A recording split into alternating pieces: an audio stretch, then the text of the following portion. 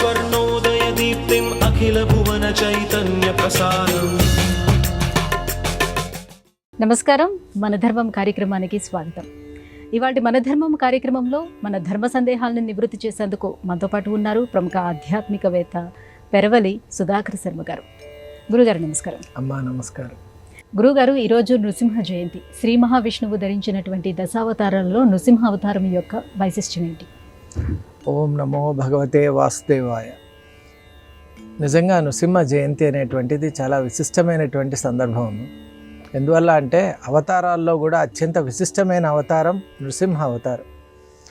ఆ అవతారం యొక్క ప్రత్యేకత ఏమిటి అంటే అది క్షణికావతారమైనా కూడా శాశ్వతమైనటువంటి ప్రయోజనాల్ని మన అందరికీ కూడా ప్రసాదించగలిగేటువంటి శక్తి కలిగిన అవతారం. ముఖ్యంగా మన తెలుగువారికి అత్యంత ఇష్టమైనటువంటి అవతారం కూడా నృసింహ అవతారమే. ఎందువల్ల అంటే మనలో ఇక్కడ ఉన్నటువంటి ఆలయాలు కానివ్వండి, సంప్రదాయాలు కానివ్వండి, ప్రజల్లో ఉన్నటువంటి విశ్వాసం కానివ్వండి, నృసింహస్వామి వారిని అనేక రూపాల్లో మనం అనేక విధాలుగా అర్చించుకొని ఆరాధించుకునేటువంటి పద్ధతులు ఉన్నాయి. ముఖ్యంగా సింహాచలం ఇత్యాది క్షేత్రాల్లో జరిగే ఉత్సవం అయితే నేత్రోత్సవంగా ఉంటుంది. అలాగే రకరకాలుగా నృసింహస్వామి వారు ఆవిర్భవించారు. ముఖ్యంగా ఆవిర్భావం కనుక మనం చూసుకున్నట్లయితే ప్రహ్లాదుణ్ణి అనుగ్రహించడానికి వచ్చినటువంటి వరావతారమే నృసింహావతారం. ప్రహ్లాదుడు అంటే హ్లాదయతీతి అంటే అందరికీ ఆనందాన్ని కలిగించేటువంటి వాడు ప్రహ్లాదుడు. మరి అటువంటి తత్వం ఎవరికి ఉంటుంది అంటే కేవలం యోగికే ఉంటుంది. మరి అటువంటి యోగస్వరూపమైన ప్రహ్లాదుణ్ణి రక్షించే నెపంతో ఈ అవతారాన్ని స్వీకరించారు. కాబట్టి నృసింహావతారం. మరీ ముఖ్యంగా నృసింహుడు అంటేనే రెండు విభాగాలు ఉంటాయి. నరతత్వం ఉంటుంది, సింహతత్వం ఉంటుంది. అందులో నరతత్వం జీవతత్వానికి ప్రతీక అయితే సింహం అనేటువంటిది బ్రహ్మతత్వానికి ప్రతీక. ఒకే ఆకారంలో రెండు తత్వాలు ఇమిడి ఉండటం అంటే జీవో బ్రహ్మైవ నాపరహ అనేటువంటి వేద వాక్యం ఏదైతే ఉందో, శాస్త్రవాక్యం ఏదైతే ఉందో అటువంటి అద్వైత అవతారమే నృసింహస్వామి వారు. అందువల్ల నృసింహస్వామి వారి ఆవిర్భావం స్తంభంలో నుండి ఏ విధంగా ప్రకటితమయ్యారో, అలాగే ఆ స్వామివారు ఏ విధంగా భక్తులను రక్షించారో అనేటువంటి అంశాలు మనం చూసినట్టయితే వారి కరుణ అనేటువంటిది అనంతం. స్వామివారి ఆకారం అంత మనకు చూడటానికి భయాన్ని కలిగించేటట్టు ఉన్నా కూడా వారి అనుకంప, అలాగే కృప, దయ, వారి యొక్క కరుణ సర్వత్రా కూడా ఉంది. కాబట్టి ఈరోజు భక్తులందరూ కూడా ముఖ్యంగా వైశాఖ మాసం చాలా గొప్ప మాసం అమ్మ. చైత్రంలో శ్రీరామచంద్రుని యొక్క ఆవిర్భావాన్ని మనం చూసాం. అలాగే వైశాఖ మాసంలో మనం చతుర్దశి, శుద్ధ చతుర్దశి రోజు నృసింహ అవతారాన్ని పురస్కరించుకొని నృసింహ జయంతిని మనం జరుపుకుంటూ ఉన్నాం. అలాగే వైశాఖ మాసంలోనే జగద్గురువులైనటువంటి ఆదిశంకర భగవత్పాదుల వారి జయంతి కూడా మనం జరుపుకున్నాం. మనం పంచమి రోజు, శుద్ధ పంచమి రోజు. అలాగే శుద్ధ దశమి రోజు ఆంజనేయ స్వామి వారి అవతరణ కూడా కొన్ని సంప్రదాయాల్లో జరుపుకునేటువంటి ఆచారం ఉంది. కాబట్టి చైత్ర వైశాఖ మాసాలు నిజంగా భక్తి తత్పరతకు ఒక ఆలవాలంగా మిగిలిపోతూ ఉన్నాయి. అందులో ముఖ్యంగా నృసింహస్వామి వారి యొక్క అవతారం, అలాగే వారి యొక్క వైభవం మనకు స్కాంద పద్మ పురాణాల్లో చాలా విశిష్టంగా కనిపిస్తుంది. ఆ మహాపురాణాలు మనకు నృసింహస్వామి వారి యొక్క దివ్య వైభవాన్ని, తేజస్సును, అలాగే భక్తరక్షణ దీక్ష దక్షతను మన అందరికీ కూడా విశదంగా తెలియపరుస్తున్నాయి. గురుగారు, మన సంస్కృత సాహిత్యంలో పంచమహాకావ్యాలకు ఉన్నటువంటి వైశిష్ట్యం ఏంటి? అమ్మ, సంస్కృత భాషే దేవభాష. సంస్కృత వాన్మయం అనేటువంటిది దివ్యాతి దివ్యమైన వాన్మయం. నిజంగా చెప్పాలి అంటే సంస్కృత భాషలో వచ్చినటువంటి కావ్యములు, మహాకావ్యములు, ప్రబంధములు, అలాగే గద్యంలో ఉన్నటువంటి అనేక రకాలైనటువంటి గ్రంథాలు కూడా ఏ గ్రంథానికి అది సాటి అన్నట్లు ఉంది. ముఖ్యంగా ఈరోజు మనం పంచమహాకావ్యాల గురించి తెలుసుకునేటువంటి ప్రయత్నం చేస్తూ ఉన్నాం. పంచమహాకావ్యాలు అంటే సంస్కృత సాహిత్యంలో ప్రతి ఒక్కరూ కూడా అధ్యయనం చేయదగినటువంటి గ్రంథాలు ఈ పంచమహాకావ్యాలు. ముఖ్యంగా సంస్కృత కావ్యము అనగానే మన మనసుకు వచ్చేటువంటి మొదటి పేరు కాళిదాస మహాకవి. ఎందుకంటే సాక్షాత్తు కాళీమాత వరప్రసాది అయినటువంటి అక్షర సంపన్నుడు కాళిదాసు, మహాయోగి కూడా. కాబట్టి ఆయన రచించినటువంటి, మనకు ప్రసాదించినటువంటి రఘువంశము, అలాగే కుమార సంభవం, ఈ పంచమహాకావ్యాల్లో ప్రధానంగా మనం చెప్తాం.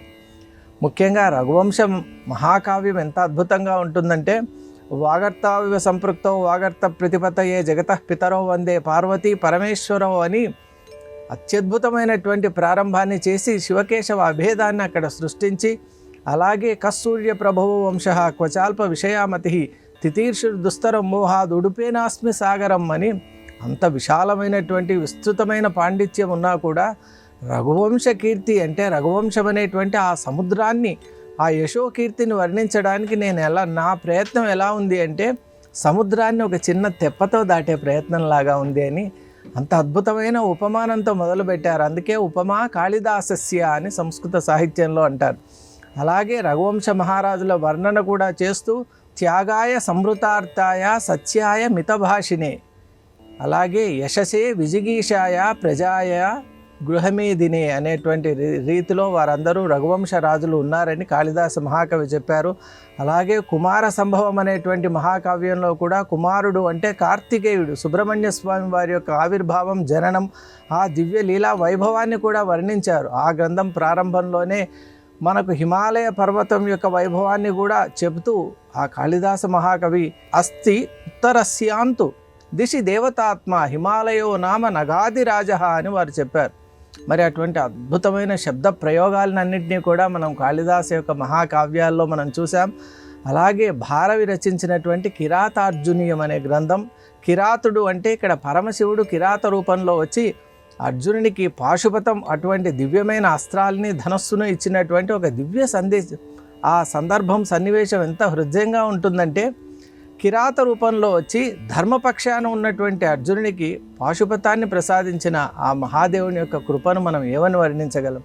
అలాంటి దివ్య కావ్యం కిరాతుడి యొక్క కిరాత అర్జునీయంగా మనకు భారవి అందించాడు. అలాగే మాఘ మహాకవి ఇచ్చినటువంటి శిశుపాల వధ అంటే ఏదైతే ఒక అధర్మానికి ఒడిగట్టుతూ ఉన్నటువంటి శిశుపాలునికి ఎటువంటి దండన లభించింది, అలాగే అధర్మాన్ని భగవంతుడు ఏ విధంగా అణిచాడు అనేటువంటి సందర్భాన్ని మనకు గుర్తు చేస్తూ శ్రీకృష్ణుని యొక్క వైభవాన్ని అక్కడ మనకు ప్రస్ఫుటింపజేసినటువంటి వారు మనకు మాఘ మహాకవి. అలాగే మనకు నైషధ చరితం అనే ఒక అద్భుతమైన మహాకావ్యం ఉంది. అసలు నలమహారాజు యొక్క పేరు తలుచుకుంటేనే కలిదోషం కూడా పోతుంది అని చెప్తారు. అటువంటి నల మహారాజు యొక్క వైభవాన్నంతా వర్ణించి ఆ ధర్మఖ్యాతిని కూడా తెలియజేసేటువంటి మహాకావ్యం శ్రీహర్షకృతమైనటువంటిది.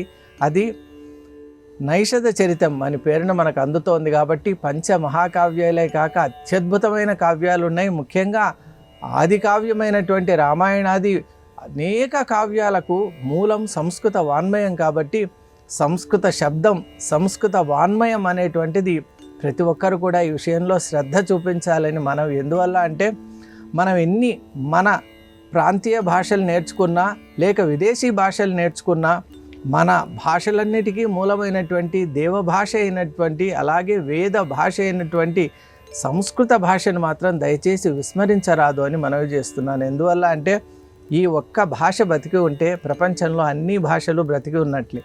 కాబట్టి ఈ అద్భుత వాన్మయాన్ని అందరూ కూడా ప్రతి ఒక్కరు కూడా పరిచయం చేసుకోవాలి, అధ్యయనం చేయాలి అని మరీ కోరుతూ ఉన్నాను. గురువుగారు, అద్వైత సంప్రదాయంలో ప్రఖ్యాతిగాంచినటువంటి 6 సిద్ధి గ్రంథాల గురించి తెలియజేస్తారు. ఇది చాలా మంచి ప్రశ్న. ఎందువల్ల అంటే అద్వైత సాహిత్యం అనేటువంటిది సాగర సదృశం. నిజంగా చెప్పాలి అంటే అద్వైత సిద్ధాంతం ఎంత గొప్పది అంటే జగద్గురువులు ఆదిశంకర్ భగవత్పాదుల వారు మనకిచ్చినటువంటి అమూల్య వరం అద్వైతం. అంటే ఉపనిషత్తుల్లో ఉన్న విషయాన్నే వారు చెప్పారు. ఉపనిషత్తుల్లో ఉన్నటువంటి సారాన్ని మనకందరికీ అర్థమయ్యే రీతిలో వారు తీసుకొని వచ్చారు, ప్రపంచ విఖ్యాతి చేశారు. బ్రహ్మసత్యం జగన్మిథ్య జీవో బ్రహ్మైవ నాపరహ అనేటువంటి సిద్ధాంతంతో కూడుకొని ఉన్న అద్వైతం నిజంగా చెప్పాలి అంటే సిద్ధి గ్రంథాల రూపంలో 6 సిద్ధి గ్రంథాల రూపంలో ఆవిష్కరింపబడింది. అవే అద్వైత సిద్ధి, అద్వైత బ్రహ్మసిద్ధి, స్వరాజ్య సిద్ధి, ఇష్టసిద్ధి, నైష్కర్మ్య సిద్ధి అని 6 గ్రంథాల్లో మనకు అద్వైతం అనేటువంటిది అత్యద్భుతంగా ఉంటుంది. ముఖ్యంగా అద్వైత సిద్ధి పేరుకు తగినట్టే మధుసూదన సరస్వతి స్వామి వారిచే రచింపబడిన గ్రంథం.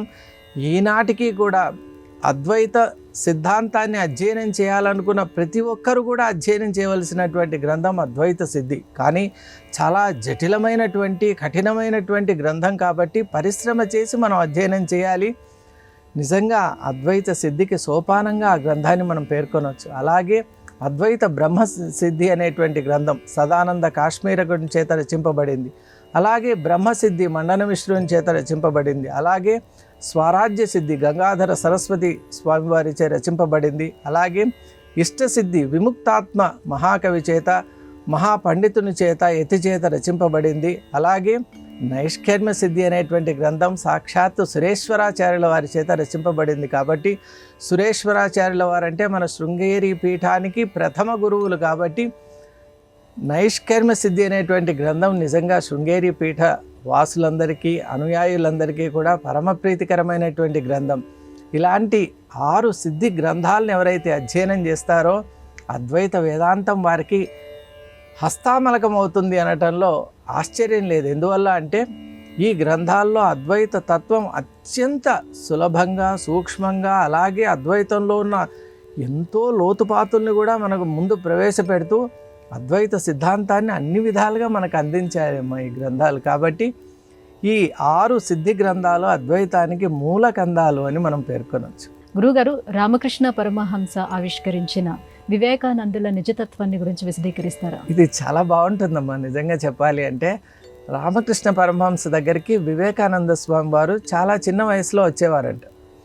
అంటే అప్పుడు వారు కాలేజీలో చదువుతున్నారు. నరేంద్రనాథ్ అని వారి పేరు.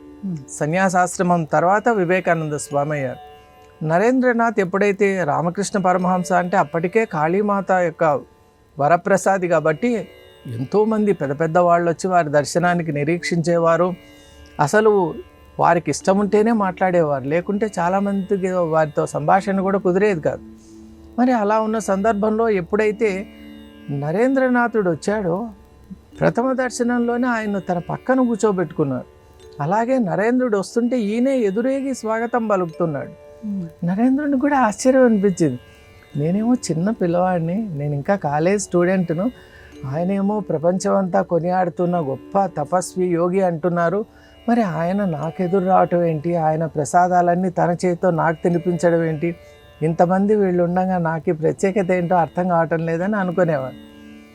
నరేంద్రుడే అట్లా అనుకుంటే పక్క వాళ్ళు కూడా సహజంగా ఇంత చిన్న పిల్లవాడికి ఎందుకు అంత ఇంపార్టెన్స్ ఇస్తున్నారని అనుకునేవారు.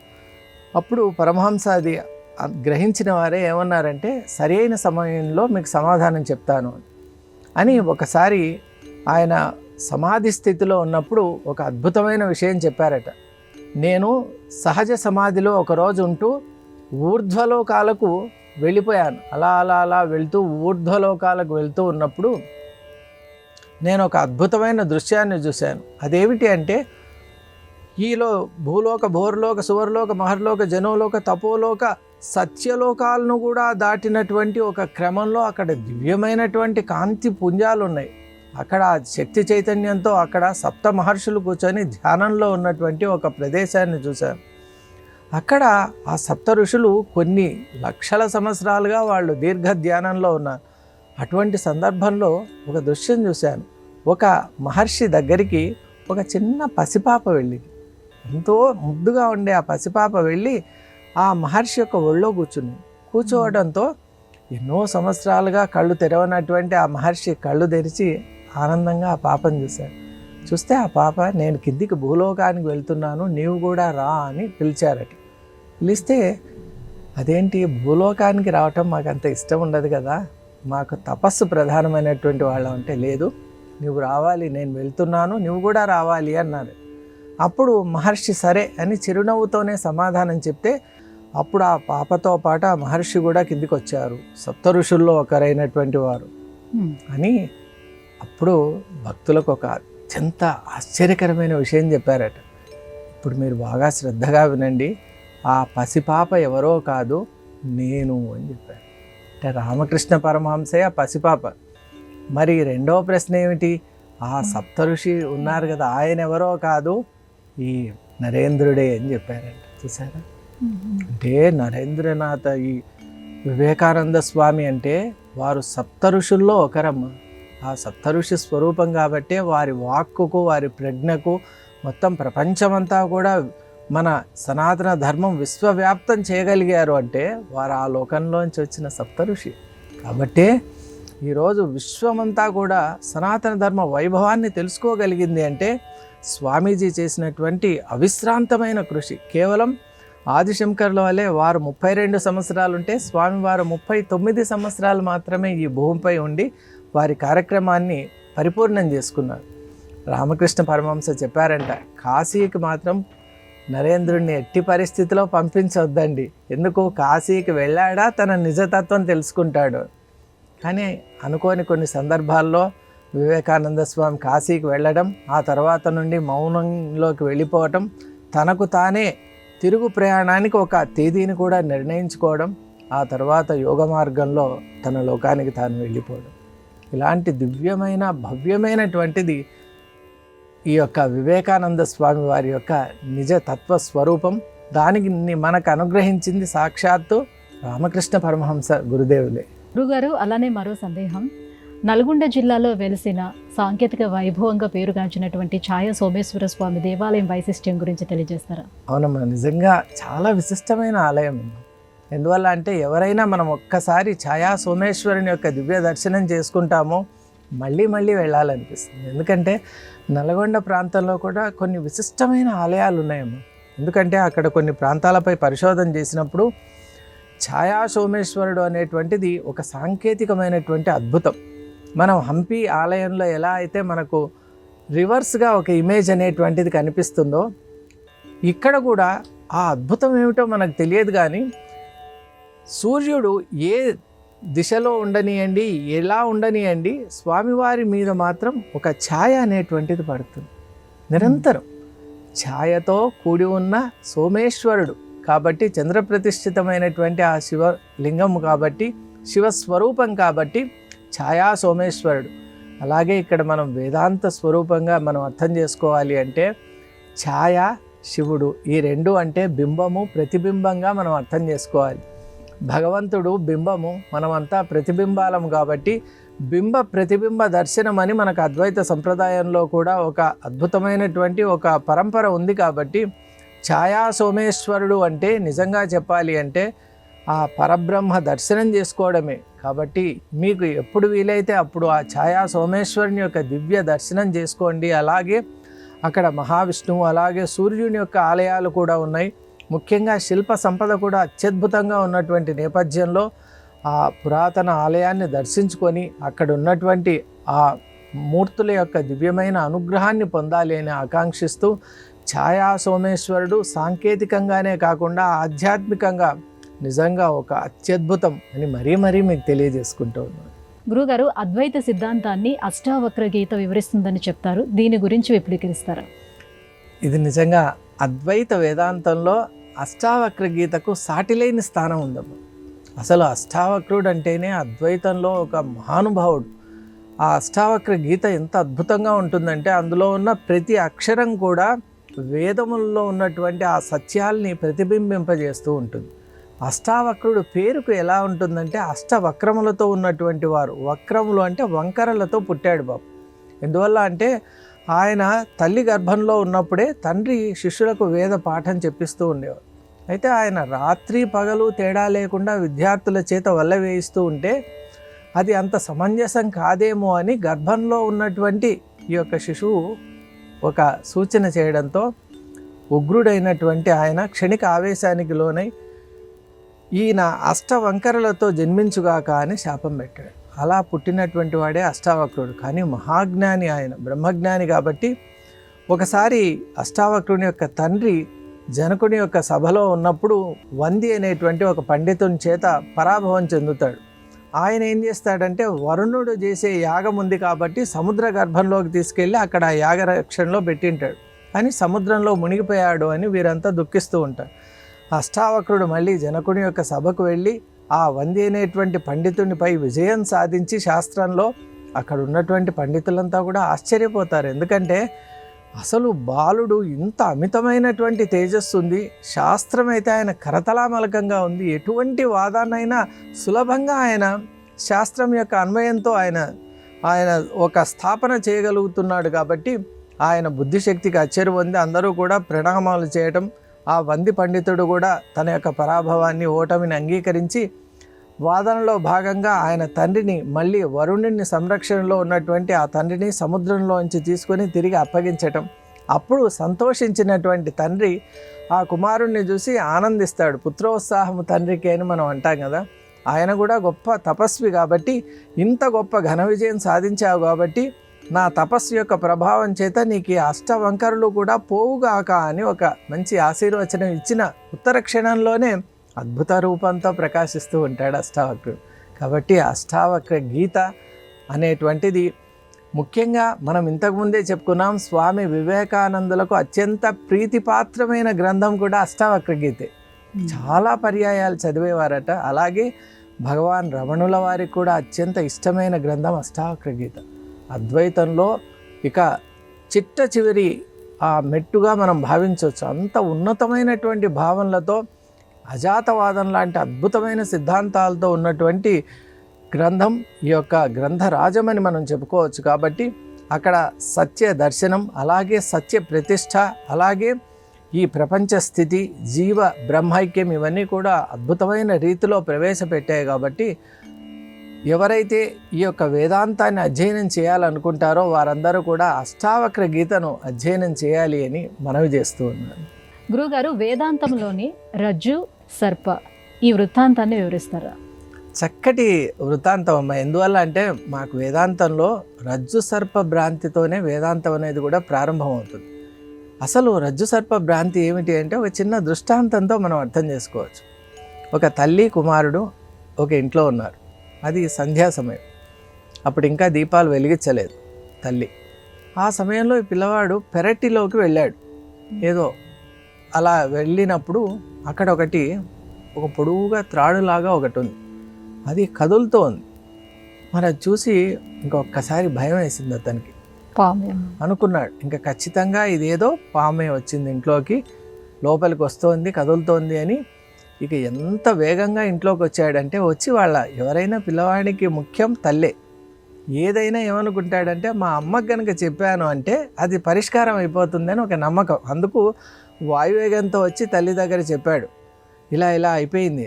తల్లి విని ఎక్కడా అని కొన్ని గ్రహించి ఆమెకు సరే చూద్దాం, దాన్ని పరిష్కరిద్దామని ఆమె చేసిన పని ఏంటంటే ఒక దీపాన్ని వెలిగించింది. ఆ రోజుల్లో దీపాలు ఉండేవి. దీపాన్ని వెలిగించి ఒక కర్ర కూడా చేతిలో పట్టుకునేది. అంటే అవసరమైతే ప్రయోగం చేయొచ్చు. అప్పుడు ఇద్దరు కూడా పెరట్లోకి వెళ్తే అప్పుడు తల్లి అడిగింది, ఎక్కడ ఉంది చూపించు అంటే అక్కడ ఉంది అని చూపించాడు. చూపిస్తే అక్కడ ఒక వస్తువు అలాగే ఉంది, కదులుతూ కూడా ఉంది. అప్పుడు తల్లి ఏమైందంటే ఆ దీపాన్ని ఇంకాస్త పెద్దగా చేసి ఇప్పుడు చూడు అని చూస్తే అది పాము కాదు, తాడు అని అర్థం. ఒక త్రాడు అది. అంటే వాళ్ళు ఏదో వాడి అక్కడ పారేశారు. అది అక్కడ ఉన్నటువంటి గాలికి కాస్త కదులుతోంది. ఆ పిల్లవాడు అభ్యాసం లేదు, చిన్నవాడు కాబట్టి తాడును చూసి పాము అని భ్రమపడ్డాడు. దీన్ని వేదాంతంలో ఏమంటారంటే, పిల్లవాడు ఎందుకు భయపడ్డాడు అంటే ముఖ్యంగా అవగాహన లేకపోవడం, కాంతి లేకపోవడం. ఆ కాంతి అంటే ఎప్పుడైతే దీపాన్ని పెద్దగా చేశారో తల్లి, ఆ కాంతిలో ఆ పిల్లవాడే చూసి గుర్తుపట్టాడు, తాడే పాముగా నిర్ధారణ చేసుకుంది. అలాగే ఈ ప్రపంచాన్ని చూస్తున్న మనందరికి కూడా మన ఆచార్యుడు ఆ తల్లిలాగా శాస్త్ర దీపాన్ని వెలిగిస్తారు, పెద్దది చేస్తారు, చేసి ఈ ప్రపంచాన్ని అప్పుడు చూడు అంటారు. అప్పుడు ఇంతవరకు చూసిన ప్రపంచము ఇది ప్రపంచం కాదు, పరబ్రహ్మము అని మనమే అంటాం, పరమాత్మ అని మనమే అంటాం. అలా రజ్జు సర్ప భ్రాంతి ద్వారా మనకు అత్యంత నిగూఢమైనటువంటి రహస్యమైనటువంటి వేదాంత తత్వాన్ని కూడా ప్రస్ఫుటింపజేస్తుంది. వీటిని న్యాయము అని అంటారు. అలా ప్రపంచ వాస్తవ స్థితిని వాసుదేవ సర్వమితి సా మహాత్మా సుదుర్లభ అని మనకు భగవద్గీత చెప్తోంది. ప్రతి వాక్యం, ప్రతి అక్షరం, ప్రతిదీ కూడా అక్షర సత్యం. కాబట్టి మనం చదివేటప్పుడు ఆ విధమైన భావనతో చదివితే భగవద్గీతలో లేని తత్వం లేదు, భగవద్గీతలో లేని సత్యం లేదు. ప్రతి అక్షరాన్ని అక్షరం కనుక మనం పట్టుకొని చదవగలిగితే నిజంగా మొత్తం సమస్త వేద సారమంతా కూడా ఆ భగవద్గీతలో ఉన్నది. అందువల్లే భగవద్గీతను ఉపనిషత్తు అని కూడా అన్నారు. ఇన్ని 18 యోగాలు, 18 ఉపనిషత్తులు అవి అని అన్నారు. ఎందుకు? సంవాద రూపంలో ఉంటాయి కాబట్టి. అలా ఈ యొక్క న్యాయం వల్ల మనకు వాస్తవ స్థితిని మనం తెలుసుకోవచ్చు. గురుగారు, ఇవాటి మన ధర్మం కార్యక్రమంలో మాకు వచ్చినటువంటి ఈ ధర్మ సందేహాలన్నీ కూడా నివృత్తి చేసినందుకు ధన్యవాదాలండి. అమ్మా నమస్కారం. ఇది ఇవాళ మన ధర్మం కార్యక్రమం. రేపటి మన ధర్మం కార్యక్రమంలో మళ్ళీ కలుసుకుందాం. నమస్కారం. ఈ కార్యక్రమాన్ని తిరిగి చూడాలనుకుంటే www.youtube.com/ETV Life Spiritual లో చూడవచ్చు.